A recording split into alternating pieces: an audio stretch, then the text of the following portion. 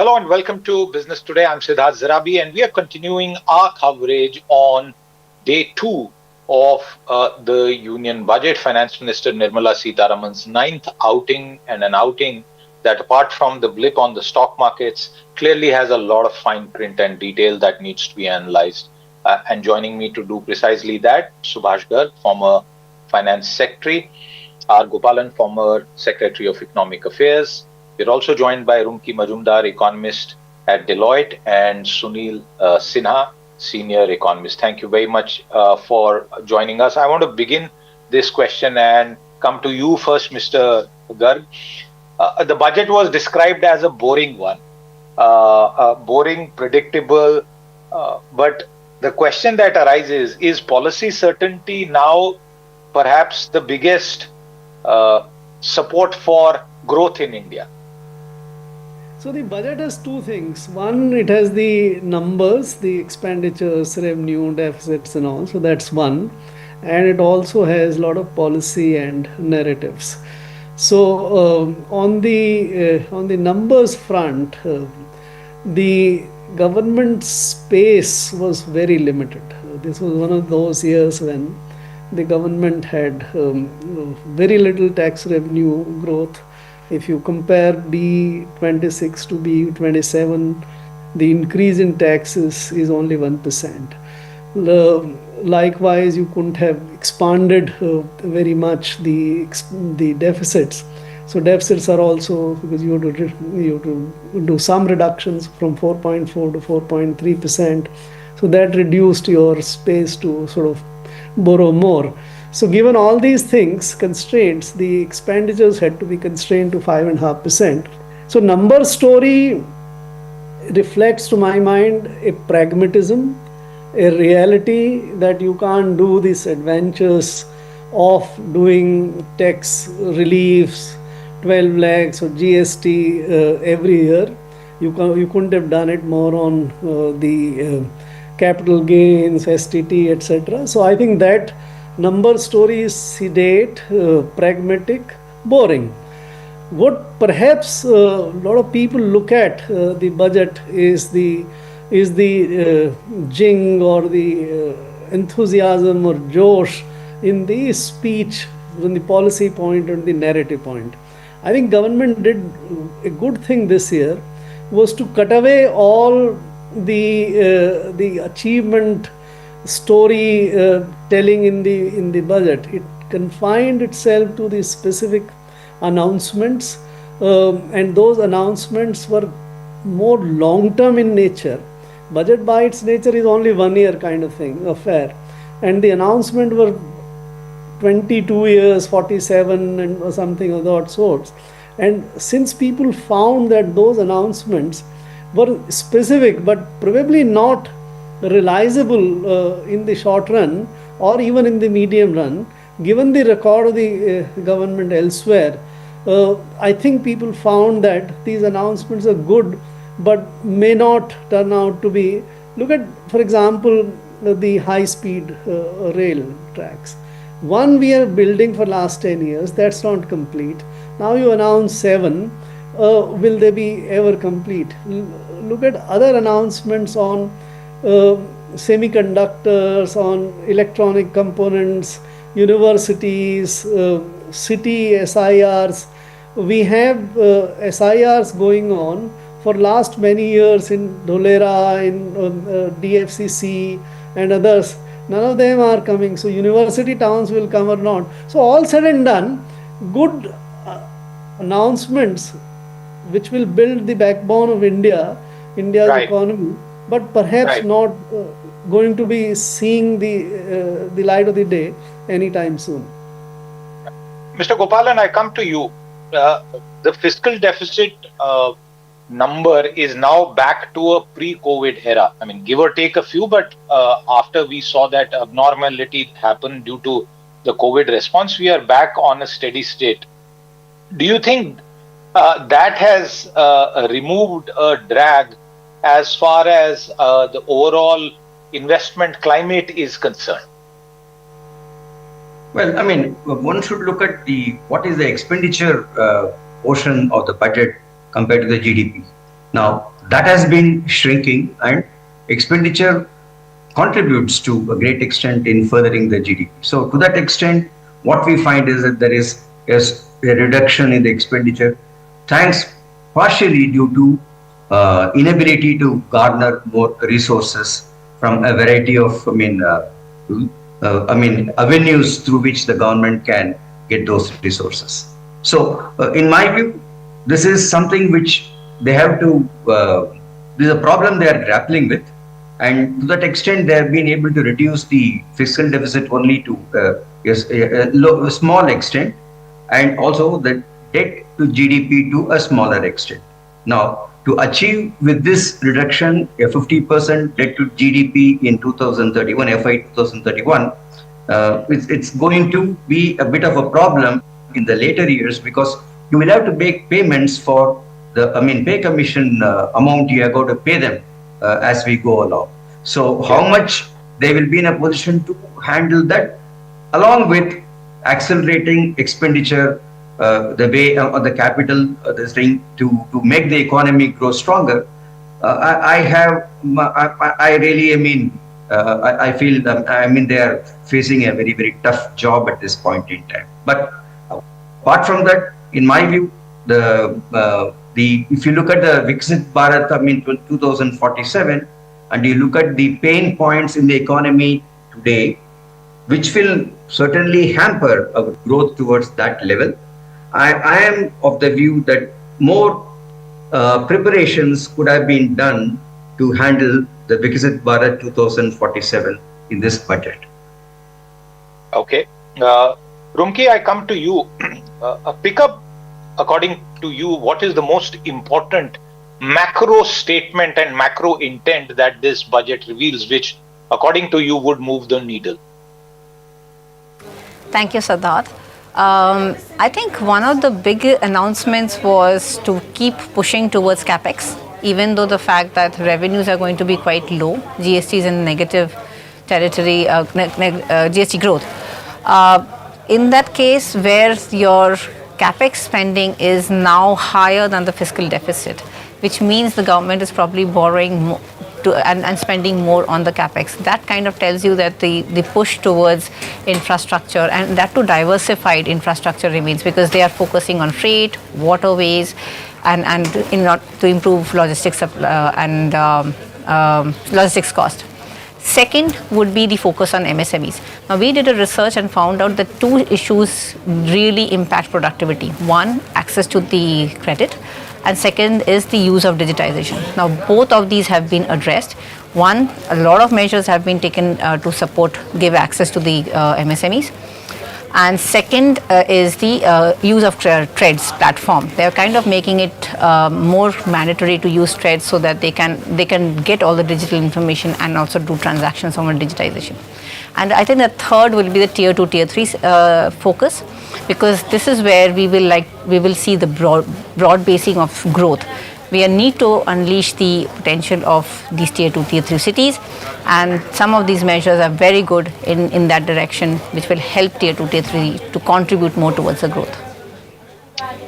Sunil, apart from the broader macro point, I had a specific question, and I'm sure you want to also give us an overview, but I'll explain my question frankly, that given the borrowing program, has an environment been created where unintentionally perhaps liquidity is going to tighten, and should we also take the view that the era of interest rate cuts is now behind us? Siddharth, yes, you are right that the kind of borrowing program that has been announced in the budget, obviously it will put pressure on the interest rate. But thankfully, one thing that is still in favor of government is that the private capex still has not revived. So to that extent, the pressure that would have come from the private capex sector revival is not there. So that much elbow room is available to the central government to borrow from the market. But yes, certainly, so far as interest rate cut is concerned, I mean, given this kind of a borrowing, I'm sure that RBI will take note of that. And even though inflation at the moment is pretty much under control, but the kind of borrowing program which has been announced will certainly make RBI a little wary in terms of going for further rate cuts. So from here, maybe we can look for more of a status quo kind of a scenario so far as rate cut is concerned. Mr. Garg, I come to you. In terms of the borrowing program and its consequent second round impact, what do you see as a broader impact on the economy? See, I'm not too much concerned about the Government of India's borrowing program. If you accept that 4.3% fiscal deficit is not large, in my judgment, it's large. It's not, you earlier said that we are returning to pre-COVID level. We are not. In the pre-COVID level, we had reached to 3.3%. 4.2% was when the BJP government took over in 2014-15. So we are still a full 1% behind the adjustment which was required. And the law says that we should be at 3%. Yes. Right. But given that you can't sort of constrain the expenditure so much, if you reduce it by 1% further, it would mean roughly 4 lakh crores of expenditure being given away. That's not possible. That would sort of derail the. So let us take this. This is what it is. And I find this little amusing, the remark that since private capex is not sort of getting into the act, it creates space for the government. Do we want a situation where the private capex does not come for enabling the government to borrow? I don't think that's a desirable kind of thing. The government can borrow, not a problem, and the interest rate may remain little higher. But if the government has to borrow, it has to borrow. There is no other alternative. The other alternative is still costlier. You can raise the interest rates on the small savings, which can bring you more of the small savings to fund your deficit. But is that a better way of funding your fiscal deficit? I don't think it is. It's a hard situation. And in that hard situation, you have to live with what it is. If you want to continue with what kind of investments on capex, if you believe, I think the real solution to my mind is, if you can go towards that, is to give a very hard look at our capex. Our capex is not very productive. Look at the capex for the railways, look at the capex for the BSNLs and these. They don't actually contribute much to the economic growth. It's advisable to cut down on these capex and to try to shift a smaller amount of capex to the new economy. Build the power grid lines for evacuating solar power, build more of the solar power and energy transition kind of thing. So that is the way to go, rather than sort of just managing a high fiscal deficit, high capital expenditure without being productive about it. Mr. Gopalan, if we agree that macro risks are pretty under control as far as the domestic environment is concerned, there is of course external risk, but even that is being managed.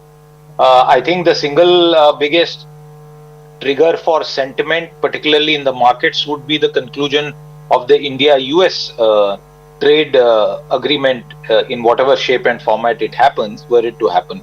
But do you think that given this macro framework and stability, is there room to take bolder reform measures outside of the budget framework? Well, many reforms always have the history of happening outside the budget. Look at the labor codes, even this last year, what happened.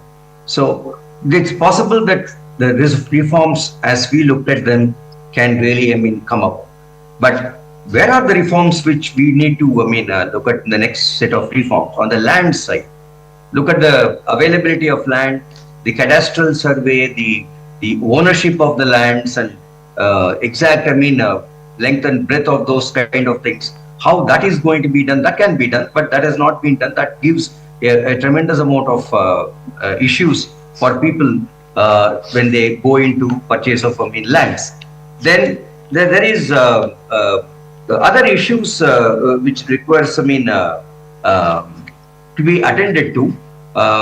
For instance, in the capital markets, you have issues relating to bond market, which they have somewhat looked into, but that market is illiquid. How are you going to make the trading of the bonds smooth and clean as we go along is another issue which we need to look at in the financial sector. So financial sector reforms is something which we need to really go through in a very, very big way. Third, to me, another important reform to my mind is how to ensure that the bottom 20% of the economic agents, let us say, unincorporated enterprises, how are they going to get enough, capital to which has got destroyed in demonetization and the GST reforms? How that capital for those people you are going to give collateral free and ensure that they are able to take part in the economy in a manner befitting their own, stature, and that would create, in any case, additional employment, additional income, and that will lead to more savings and investment. So that portion of it is, in my view, a very, very critical factor. Unless you are able to handle that in a big way, that's going to, hit us hard in the long run. Vocational training is, it's a reform which is waiting to happen. I know in 2005 there was an attempt from Germany to help us, sending the experts, virtually free of payments and things like that, and that we did not take up. So look at we don't have a vocational proper stream in the country. You've got to have a educational secondary stream and an vocational stream, which will help us to get the kind of vocations which are required for our economy to grow, and that is not very much there. And despite the fact that amount of effort is done, IITs revamping and those kind of issues, but ultimately that is not showing good results, and therefore you find a lot of unemployment at the skilled level, and obviously unskilled level you have. And the last point I would say is the productivity. How are we going to improve the productivity in various sectors? That is something which we don't seem to be focused on. Agriculture, look at the agriculture productivity, the kind of research which is required to make it, and with the mechanization and other things for a small holdings, and that is an area which needs to be looked into. These are all things which can happen outside of the budget, and if they require some amount of money, they can always be found for the supplementary budgets. Okay, I have time for a question each quickly to both Sunil Sinha and Rumki. Sunil, I'm coming to you, and beyond the budget, this is on the Finance Commission report, and the state share in central taxes to stay at 41%, the South gains. I wonder if you have a comment about that. Siddharth, in the 15th Finance Commission report, the devolution formula was tweaked, and in fact, that has obviously been, kind of tilted in favor of those states where population is large. So this has created some kind of a concern among the southern states, and they were very, very unhappy with that. So some bit of correction has been done in the 16th Finance Commission devolution formula, where population has been retained, but some weightage has been given to the fact that if those states have been successful in controlling population growth and so on and so forth, so they should be rewarded for that aspect as well. And the good thing is that the environment component that was brought in by the 15th Finance Commission has been retained even in the 16th Finance Commission. And this is important from the point of view that as we go along, the climate and climate-related compliance will become extremely important for our companies, right, who have to export. So to that extent, yes, the 16th Finance Commission report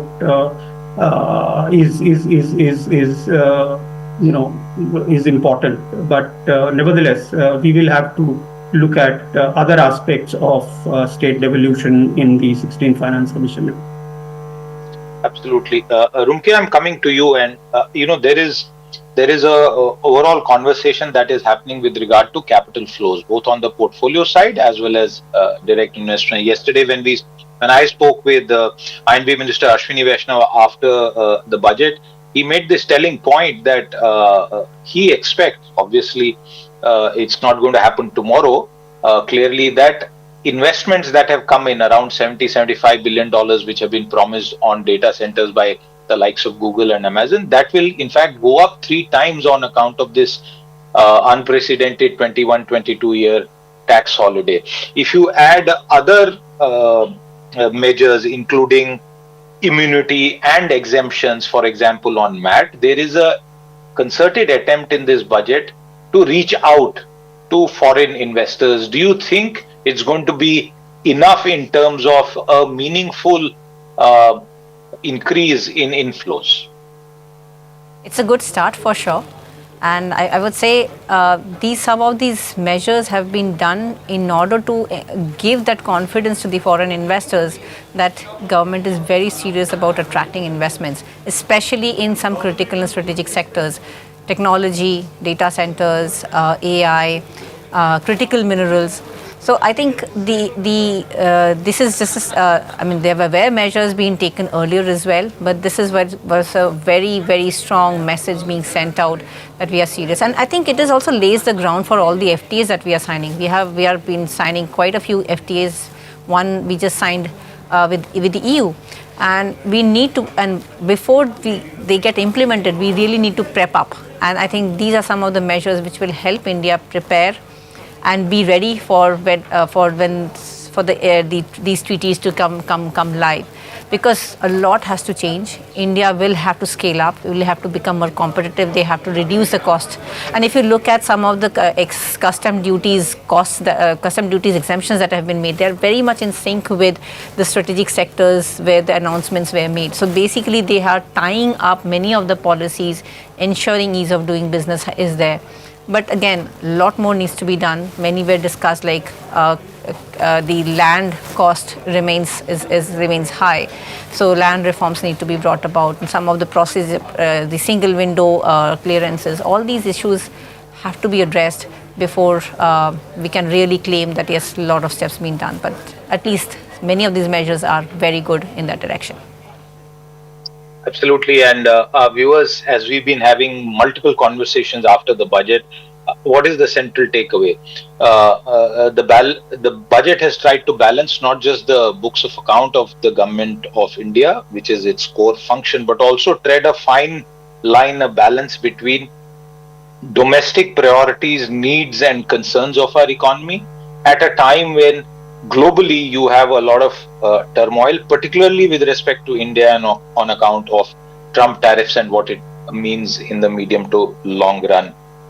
But clearly, like all balancing exercises, you can be on any side to argue for and against it. Our economists here have tried to explain more details 24 hours after the budget was presented. I thank all of them for their time with us today. With that, it's a wrap on this conversation. We'll be back with more. Until then, goodbye.